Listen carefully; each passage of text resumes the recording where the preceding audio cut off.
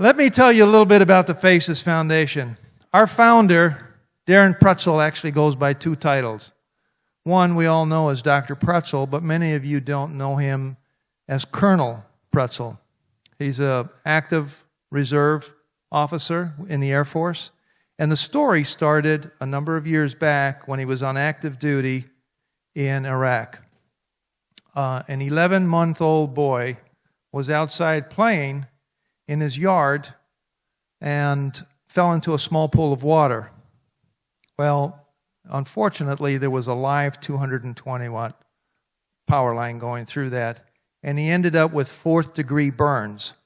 If any of you are familiar with burns, you've heard of first, second, third. Fourth burns the bone. So literally burned the bone away on his face. His father took him to the local hospital. The hospital said there's absolutely nothing that we can do. Just take the child home and be with him. Well, the father decided to take it to the base, to the military base, and Darren took the child in and started surgery. Over 30 surgeries later, he ended up not only saving the child's life, but actually patenting a particular invention for tissue growth. And so that was the start of the Faces Foundation. At that point in time, Darren realized not only did he have the skills and talents as a surgeon, but he had skills and talents beyond that. And he knew that they were God-given, and he wanted to give back. So when he came here a number of years ago and purchased Dr. Cooper's practice at the time, he wanted to start the foundation. And so he started the foundation on his own, and then 2 years later he brought me on board, and we've had the foundation up and running now for almost going on 4 years and have done multiple surgeries. And we're actually going to give you a little bit more information and show you some before and after. And what I'd like to do now, if he's ready, I'd like to introduce Dr. Darren Pretzel. Darren? Oh, there you are.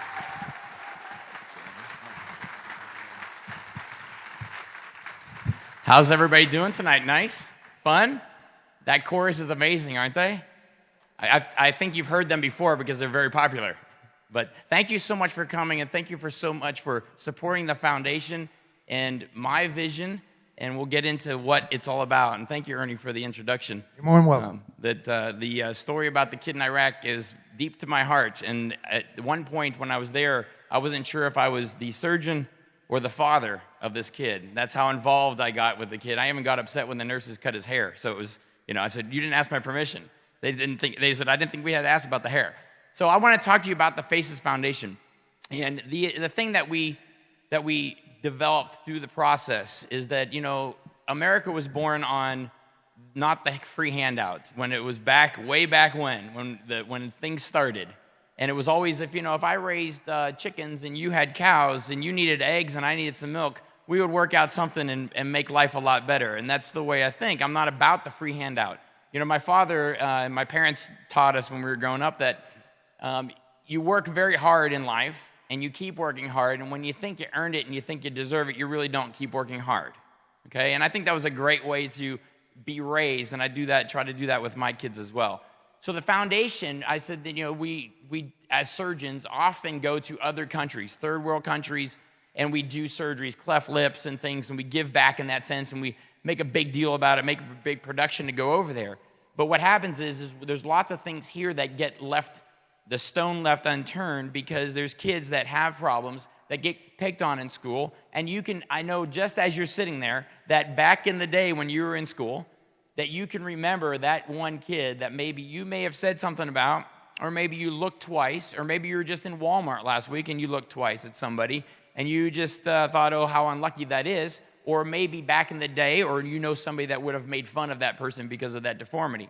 And when you look at somebody's face, often you look at their eyes and you look at their teeth and you do this triangle pattern, whether you know it or not. When you're talking with somebody in a communication, you gaze the triangle over their face. If anything in that triangle or just outside of it is off, in your opinion or in your mind, but what you know is to be beautiful, it's going to throw you off, and you're going to either migrate to that deformity and stare at that and not know you're doing it, even when you're talking to them. And know who knows you're doing it? They do. Every single time. They know it's there, to the point where they probably want to say, it's right, just look at it. It looks terrible, I know. I was born this way. I was in an accident. I had cancer. I had this. I had that. But we never stop to ask. We never stop to compliment. We just want to stare. And so when you think about going over to another country to do these things as a surgeon, you look, well, what's going on with Johnny over here and Susie over here and Mary over there that have probably some kind of insurance? Why are they not getting that fixed? Well, they don't get it fixed because all those things, through the function of life, are cosmetic. And cosmetic in the eyes of the wonderful that we think is great through wonderful insurance companies, that is now a cosmetic procedure that's not a covered benefit. So somebody that is in need, or even somebody that could maybe afford to do it, but has to put their money other places and put that side burner. And often I hear, well, I'm 35 now. It used to bug me when I was a kid, but I'm used to it. It doesn't bug me anymore. I didn't realize you could fix that. And so I often see those things. I'm going to show you some pictures. Most of all the people on this stage are either from Hot Springs, possibly the Village, possibly Little Rock, and it might be your neighbor. It might be some of you go, oh my gosh, that's somebody that's in my church. They've given me the opportunity to present them on a big screen in front of a lot of people, and I've done that often.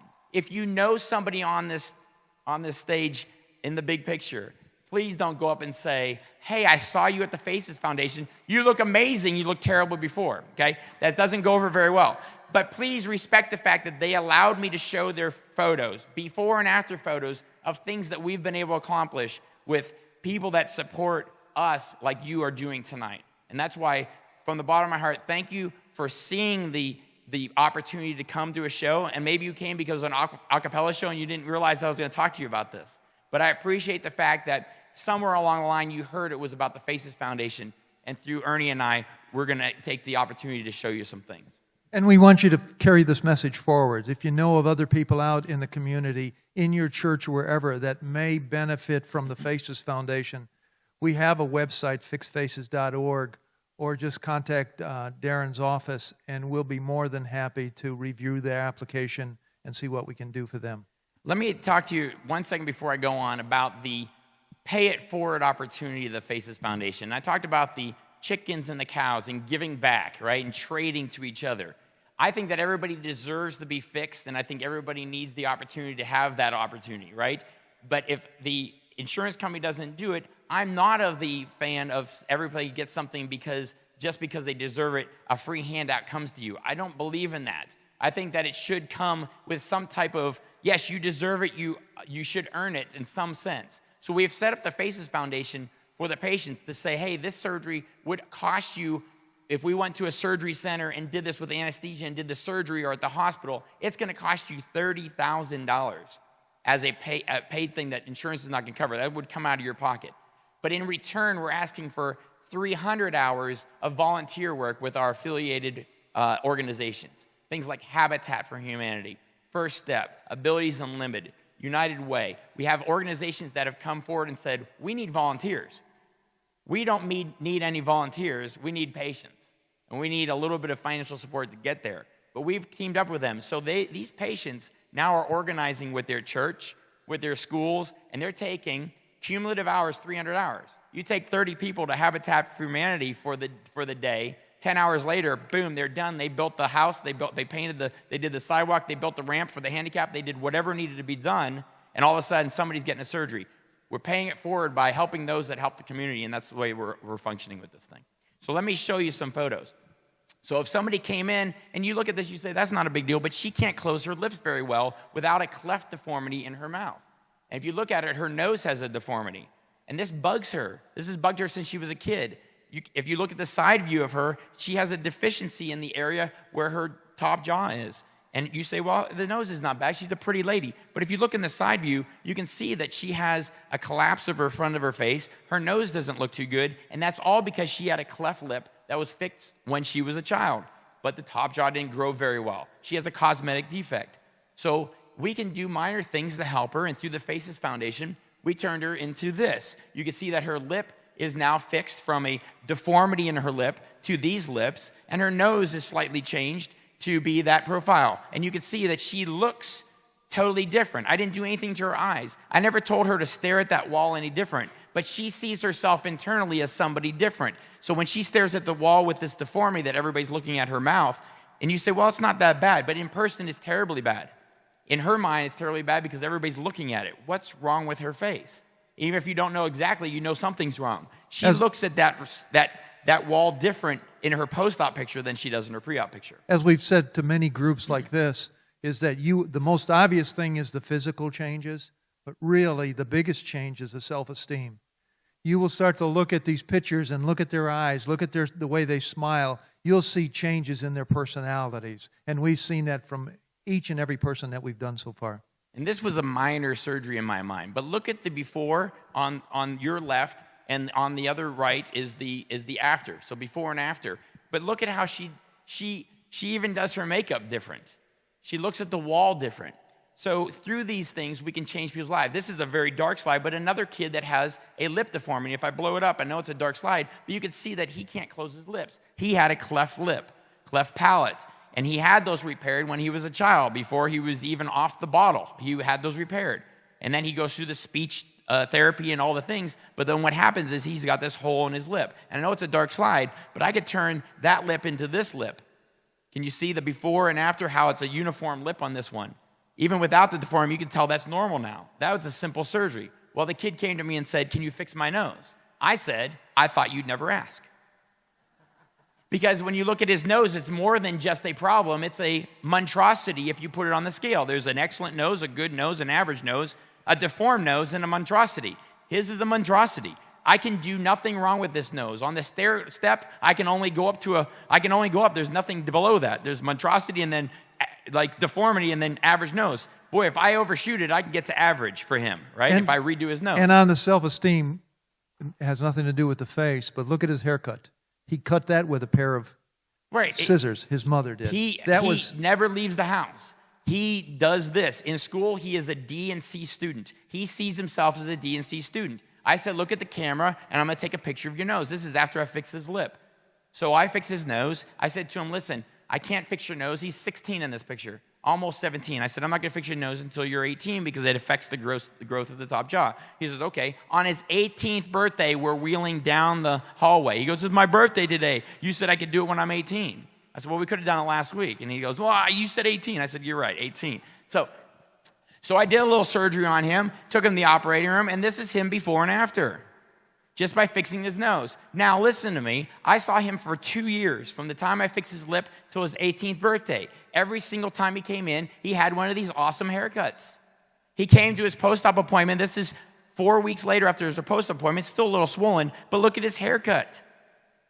He's a tough guy. So before I fixed his nose, after I fixed his lip, from this picture right here on the left, after I fixed his lip and the stitches are out, he asked me one question that sticks with me forever. He said, hey, doc, he's 16 years old, about to be 17. And I don't know how many of you guys know 16-year-old kids, but I don't think this is what they tell me. He said, hey, doc, can I go outside and play? That's for a 5-year-old, that would be great, maybe 11-year-old. But a 16-year-old to ask me if I can go outside and play is kind of unusual to me. I said, sure, buddy, you can go outside and play. What do you think he asked me here? Can I start lifting weights? Right? I didn't tell him to look at the wall different. I didn't tell him to do anything different. I didn't tell him to smile different. I didn't tell him to stare at the corner of the wall different. This picture, I said, look at the corner of the wall. This picture, I said, look at the corner of the wall. He looked at the corner of the wall, and this picture said, I can't wait to conquer life. Just from asking the question, fixing his nose, hooking up to the Faces Foundation, and getting him completed. Before and after pictures, totally different kid. Looks like his other brother. And that's him in the afterlife. And we could fix these things and change people's lives. His grades are better. He sees himself as an excellent student. This guy came into me just in Hot Springs just a couple of weeks ago. Say, can you fix this for me? This is not a tumor. This is a keloid scar. You've heard of keloid scars. Well, guess what? He had he pierced his ear when he was 12 and regrets it because it turned into a scar that turned into something dramatic. And want to know if I could fix this. How many of you guys want to walk around with that on your ear? How many times you walk in Walmart with that, do you think somebody's going to tell you there's something wrong? Every single time. Do you think he gets stared at every time he walks down the street? So what did I do? I took him in. Now, this is high risk. He could keloid. So I have to follow him constantly after this. And we turned him into this. Thank you. When you look at his before and after photos, did I tell him to look at the camera any different? I just said, look at the camera. I didn't tell him to smile. I said, hey, look at the camera here, buddy. This is what he showed me.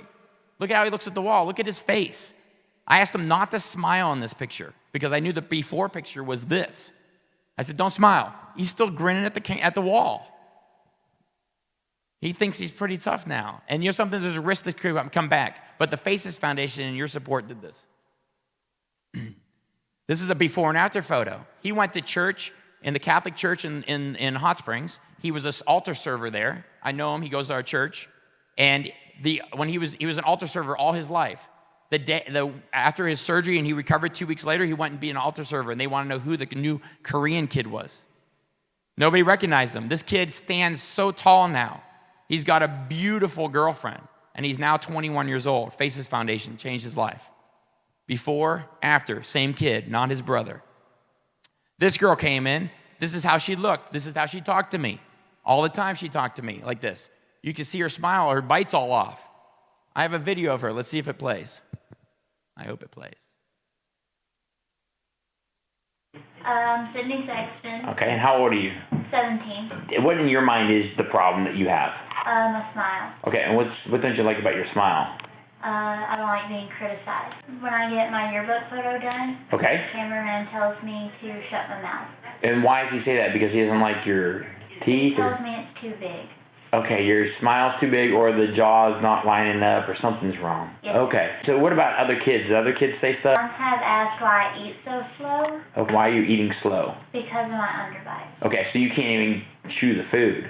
Right. Okay, so that's been a problem for years or just recently or? Years. Okay, and so then tell me what you had to do. You had to get braces for your teeth? Yes, sir. Okay, and then they just couldn't finish it with the braces? Why was that? Because my bottom jaw was pushed out too far. Okay, and so they don't match up. Right. Okay, are you excited about getting this fixed? I know you're ready for surgery, everybody's saying. So you're excited about getting it done finally? Okay. Anything that you're like looking forward to after with the results, something that you anticipate? A beautiful smile. A beautiful smile. I love it. Well, I think you have a great smile. So I can't wait to see the other smile if you think this one's not good. I just want to be able to take a good photo without being criticized. Okay, perfect. So I don't know if you understood what she said, but I want to take a good photo without being criticized. Her yearbook picture, the guy told her, don't smile, it looks funny. How would you like that? So she said to me, I would love to go to prom, but I'm never going to get a date. So I said, well, Sydney, you're a beautiful girl. You'll get a date and things. I'm never going to go to prom. That's my dream. She's a senior in high school. Well, we took her. We had to put her top jaw forward, her bottom jaw back, rearrange her chin, get her teeth together, and that's a big surgery. We did that through the Faces Foundation, and guess who went to prom? And now you can't get her to stop talking. And when she in that video, I kept asking her questions. I said, I'm trying to ask her a question that's not a yes/no answer, but she keeps answering yes/no. I could not get her to talk to me. Yes, and she talked like this and had a hard time talking. Now you can't get her to stop taking selfies of herself, putting them on Facebook, and inspiring everybody. So that's Sydney. And those are the things that we're doing here in the small town of Hot Springs. And these are people that you know, neighbors that you have. We're doing this with your support. If you know somebody that has a deformity, whether it's a kid that you are in your family, as a young adult, or even an adult that needs something fixed, we do those things. They apply online through our website. If you want to financially help us, we love that. We had some significant donors, and we could do lots of surgeries. We have like 4 surgeries lined up for this summer. We're doing one next week. I don't take any finances from the surgery. I do the surgery for free, but we have expenses with anesthesia and the nursing staff and the plates and screws I have to rearrange people's faces with and all the things that come with that. So there is an expense for that. But we're changing lives. We're building houses through Habitat. We're helping the kids at First Step and Abilities Unlimited. And if you ever want to volunteer, they could use the hours as well. So, Ernie, do you have anything else? Yeah, the things that really tug at your heartstrings is what some of these people say. Sydney, for example, after the surgery, she was interviewed by AY Magazine, and she said, it was nice to finally have someone think I was pretty. And how do you not, how does that not pull at your heartstrings? We just received an application from a young lady that that the board reviewed and accepted, and she wrote on her application that her senior year in high school, she dropped out of the school, went to another school because she was tired of being called Bulldog because of the deformity on her jaw. So we've got her scheduled for this summer as well. We were lucky. We've been working, as I said, for a number of years. We've got a number of supporters, and I'm sure we can make the announcement that we were recently given a donation by an anonymous individual, I'll spit that out, of $100,000. And that's going to give us the opportunity to do these 5 surgeries. The only dangerous part about changing their lives is Sydney, the one you just saw, was in my office the other day, and she said she recently dumped her boyfriend and has moved on to another boyfriend. So now she's a heartbreaker. So that's the dangerous part about changing lives. We are happy to announce that we have other doctors across the nation and other groups. I speak around the country. I do motivational speaking. I talk about surgery, and I talk about this kind of stuff. And we have other people that have jumped on board. And we now have started building blocks with Arkansas, and we're up to Texas and Ohio. So we have affiliated groups of interest, and they're raising money, and they're either going to have surgery done at our facility or in their state with surgeons that have signed up with the Faces Foundation. So the excitement grows. Hopefully you'll see us on Dateline with this type of thing. You can say, I saw them there. And we will be talking about Faces Foundation and maybe even be the ones that replace Obamacare.